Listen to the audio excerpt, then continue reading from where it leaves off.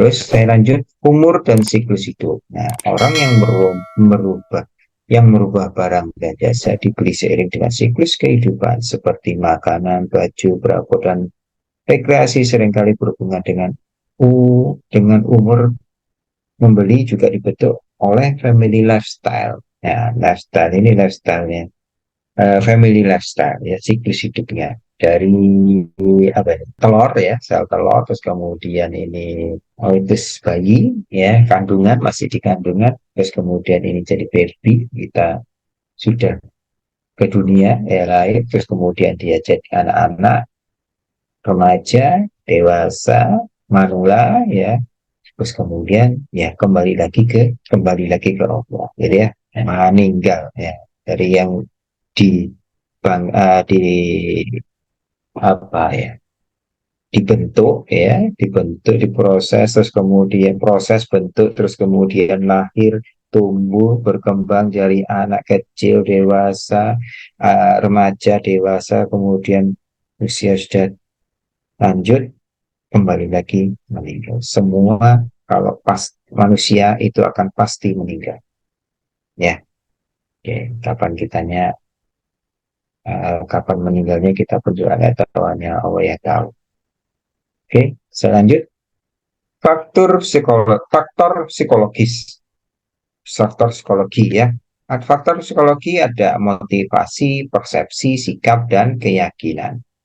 Faktor dalam diri individu yang mempengaruhi perilaku pembelian mereka seperti motivasi, persepsi, sikap, dan keyakinan. Ada 4 psikologi memotivasi untuk melakukan suatu pembelian. Ya, persepsi diri, sikapnya, keyakinannya dia. Ya, apa itu motivasi, kita jelaskan di sini. Kebutuhan yang mendesak untuk mengarahkan seorang ya, untuk mengarahkan seorang mencari kepuasan dan dari kebutuhannya. Berdasarkan teori Maslow, dari teori Maslow itu kayak piramid gitu ya. Seorang dikendalikan oleh suatu kebutuhan, pada waktu kebutuhan manusia diatur menurut sebuah hierarki diri yang paling mendesak sampai paling tidak mendesak. Jadi ada hierarkinya seperti piramid gitu ya. Kalau Anda lihat nanti bisa cari teori Maslow di Google ya. Itu hierarki ya.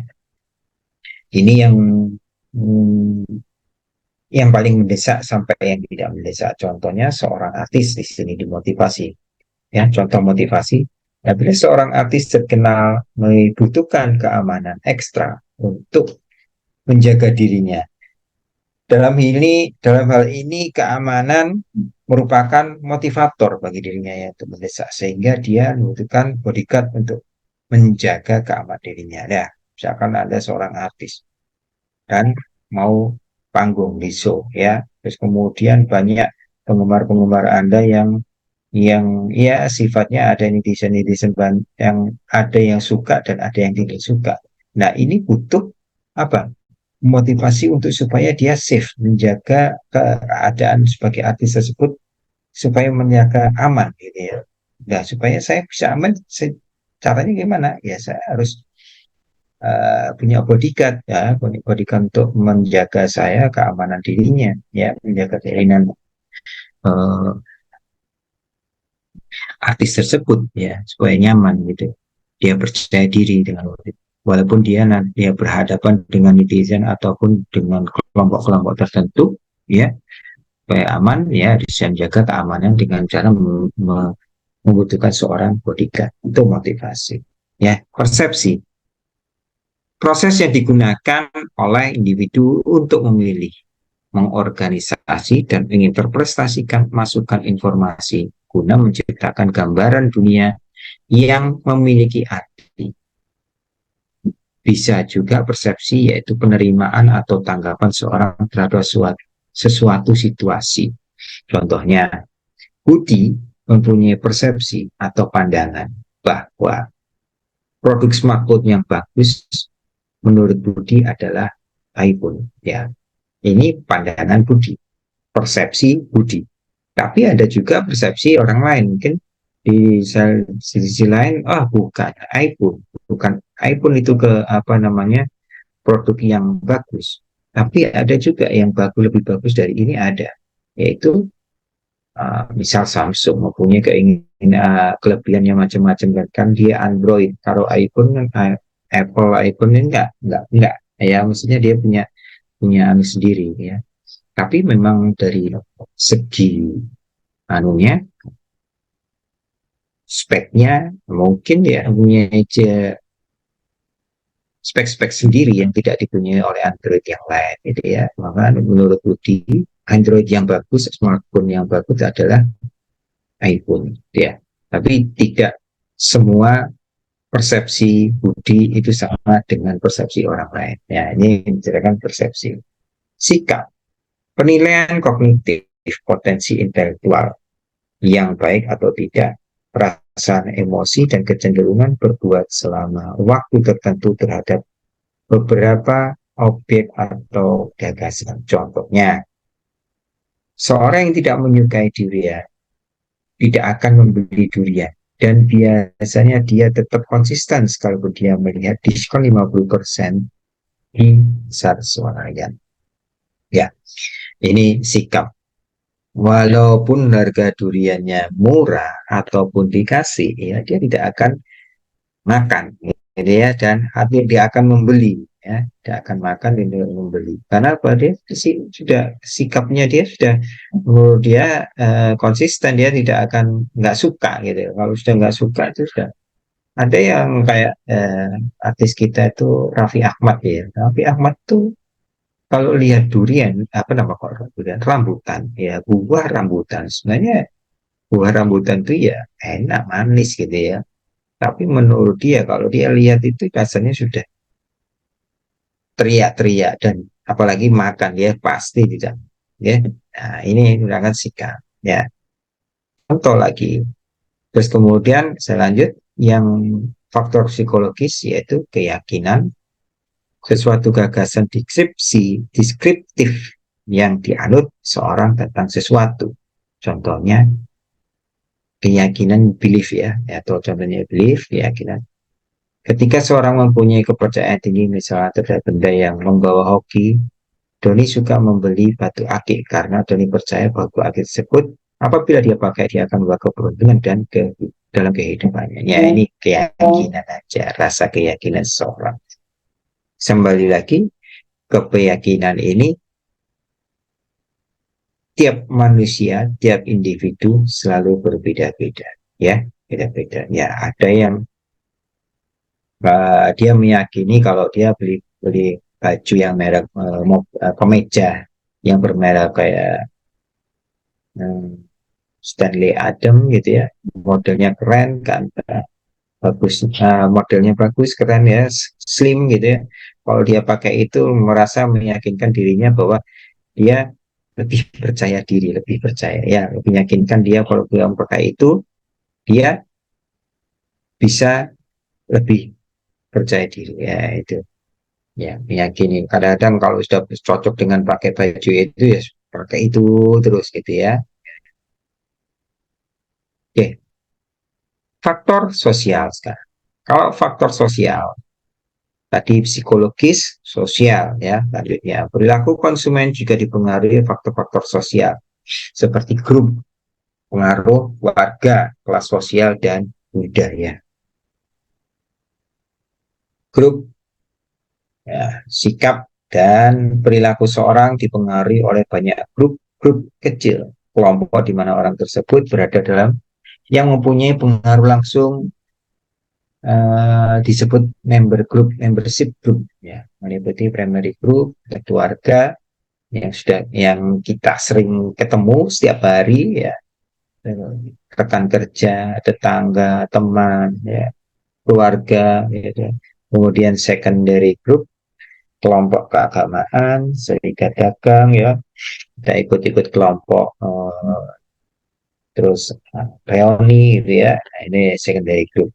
Contoh, seorang wanita yang berkumpul dengan teman-temannya ketika teman-temannya sedang membicarakan suatu produk fashion merek Zara misalnya lebih baik dari merek Gucci, maka dia akan memilih merek Zara dibandingkan merek Gucci. Hal ini karena pengaruh primary group yaitu teman-temannya.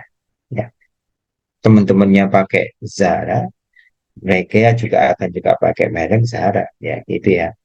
Ya, itu pengaruh kelompok, grup ya. Pengaruh keluarga, keluarga memberi pengaruh besar dalam perilaku pembelian. Para pelaku pasar telah memeriksa peran dan pengaruh suami istri dan anak dalam pembelian servis yang berbeda ya. Jadi dilihat kalau dalam keluarga itu pengaruh faktor pengambilan keputusan itu siapa? Misal saya ataukah ibu ataukah anak-anak juga bisa terjadi ya. Contohnya di sini ketika suatu keluarga terdiri dari ayah, ibu dan anak sedang mengunjungi sebuah restoran, biasanya sang anak yang akan memberi pengaruh terhadap restoran mana yang akan menjadi tempat ia dan keluarganya makan. Apabila kita seperti itu oleh ayah dan ibu, maka si anak akan menangis dan mereka supaya mereka ingat. Rata-rata kalau anak yang sudah menangis dan mereka supaya keinginan tersebut, kewenangan ayah dan ibu ini sudah berkurang. Jadi mereka orang tua akan memberikan kewenangan kepada anak dalam hal-hal tertentu ya, pengambilan keputusan hal tertentu supaya keinginan anak bisa terpenuhi. Nah ini untuk memenuhi kebutuhannya anak ini ya. Jadi pengambilan keputusan dipengaruhi pada keluarga. Oke, saya lanjut. Kelas sosial, pengelompokan individu berdasarkan kesamaan nilai, minat, perilaku kelompok sosial tidak hanya ditentukan oleh satu faktor saja, misal pendapatan, ya, tetapi ditentukan juga oleh pekerjaan, pendidikan, kekayaan, dan lain-lain. Contoh, Bonar seorang milioner akan membeli suatu produk dengan harga mahal. Sama seperti seorang direktur utama biasanya juga akan membeli produk yang mahal pula. Hal ini menunjukkan bahwa kelas sosial sangat mempengaruhi keputusan konsumen dalam melakukan pembelian. Ya, kalau dia posisinya, statusnya, ya, dengan jabatan yang dia miliki dan jabatan yang tinggi, dia akan menunjukkan kelasnya dia.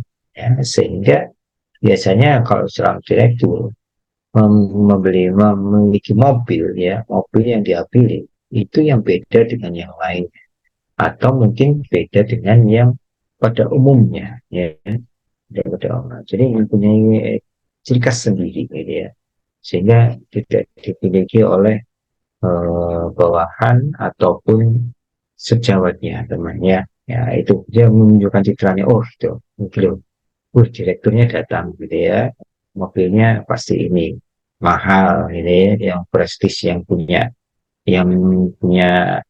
harga mahal gitu ya. Nah ini menunjukkan kelas sosial, faktor yang menilai kelas sosial. Faktor sosial dalam budaya, kalau budaya suatu budaya dan subbudaya dan kelas sosial mempunyai peranan yang sangat penting juga bagi perilaku kebudayaan. Budaya merupakan penentu keinginan dan perilaku yang sangat dasar. Contohnya di tengah maraknya budaya Jepang dan Korea pada saat ini ya sedang berkembang di Indonesia. Tidak sedikit konsumen yang memilih sedikit konsumen yang memulai melakukan pembelian barang-barang yang berkenaan bertemakan Jepang ataupun Korea. Misalkan makanan kayak apa, mie udon itu ya. Wah, sekarang sudah merebak di food court itu di shopping center, mall-mall itu mie itu makanan-makanan Korea, makanan Jepang juga makanan yang itu sudah banyak berkembang ya. Macam-macam makanan saya pun juga bingung. Saya cari pecel di situ nggak ada. Saya cari soto aja nggak ada di situ ada ya makanannya makanan uh, ya makanan luar negeri luar negeri semua kayak gitu. Anehnya mereka mie udon itu kan mie ya katanya mayoritas di sana kan mie, tapi kalau masuk di dalam suatu budaya kita di Indonesia terutama orang Indonesia rata-rata kalau tidak sama nasi dia bukan makan walaupun sudah makan mie gitu ya.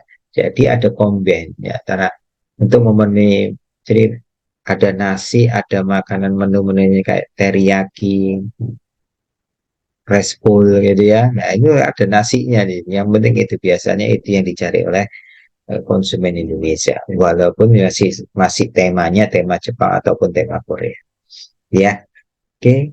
Simpulannya, untuk mempelajari perilaku konsumen bagi perusahaan adalah memungkinkan perusahaan memahami dengan tepat kebutuhan dan keinginan pelanggan dulu sehingga dapat membantu untuk memuaskan pelanggan ya. Jadi mempelajari perilaku konsumen bagi perusahaan nih ya adalah kemungkinan perusahaan memahami dengan tepat kebutuhan dan keinginan pelanggan. Jadi memahami apa? Kebutuhan dan keinginan pelanggan sehingga dapat membantu untuk memuaskan pelanggan. Ya, itu kesimpulannya kita bahas perilaku konsumen hari ini.